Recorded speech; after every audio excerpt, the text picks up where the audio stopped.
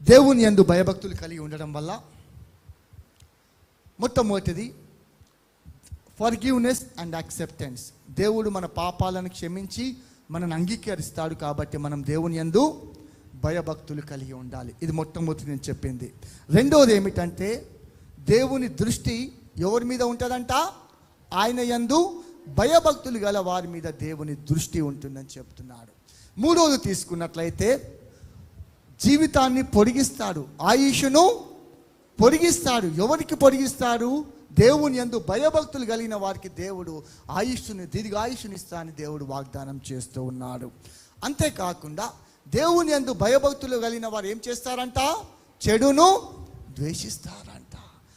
తర్వాత fifth one ఏం చేసుకున్నామంటే దేవుని యందు భయభక్తులు గల వారికి దేవుడు ఏం బయలుపరుస్తాడంట?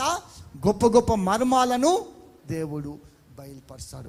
అంతేకాకుండా దేవుని యందు భయభక్తులు గల వారికి ఏముంటాయంట? ఆశీర్వాదాలు వారి జీవితంలో ఏమీ కొదవ అనేటువంటిది ఉండదని దేవుడు మాట్లాడుతున్నాడు.